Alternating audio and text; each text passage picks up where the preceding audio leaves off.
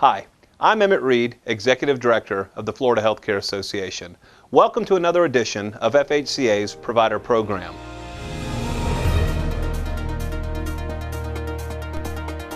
This is a Tallahassee update from the Florida Healthcare Association. This week, FHCA ramped up our grassroots as tort reform took center stage.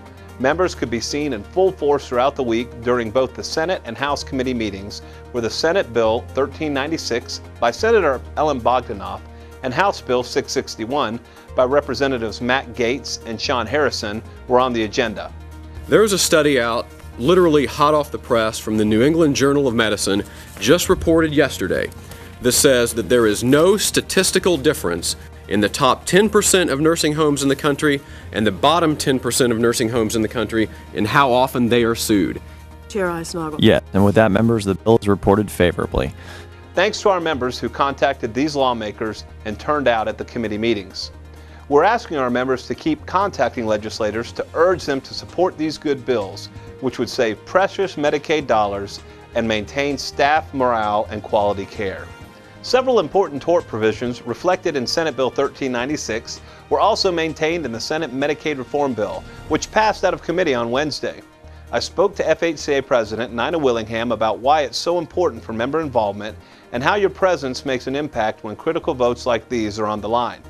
I'm here outside of the Senate at the Florida Legislature with FHCA President Nina Willingham from Life Care Centers of America. Nina, we just came out of a big committee meeting in the Senate and had a very significant first victory regarding tort reform. Just talk about the number of nursing home professionals in the room and the impact you think that had on the meeting.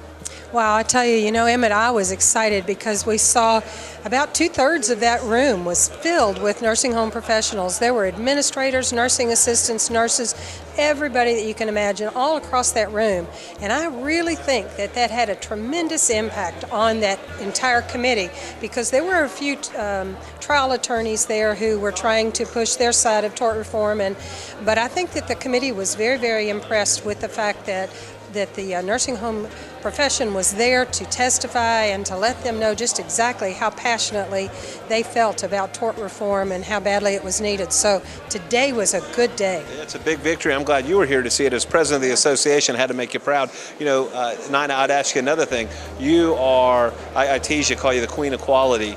Whenever a CNA is deposed in one of these predatory lawsuits, that takes away from care and quality. So what are your thoughts on that? Yeah, every time a CNA or a nurse is deposed for a lawsuit, it means that's hours upon hours of care that is not provided to that resident who deserves it, that bedside one-on-one care that those residents deserve. And so those depositions and the time away from care is just a deadly mix for our profession.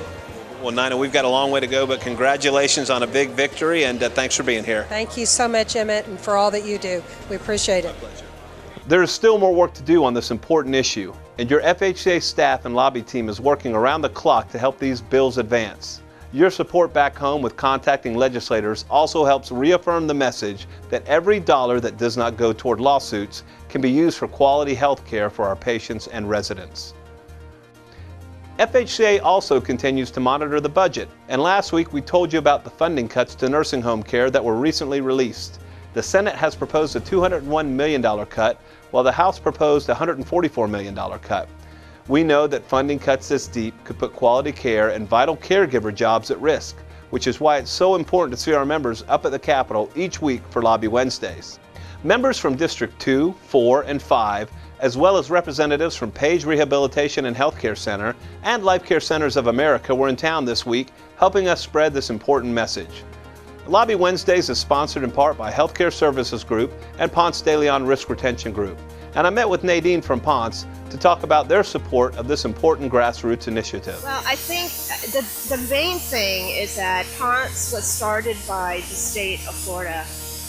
They helped us when there was a need for insurance in the state for the long-term care facilities. And so by being a sponsor, it's showing that we are truly committed to the state and to ensure the long-term care facilities where we can help them.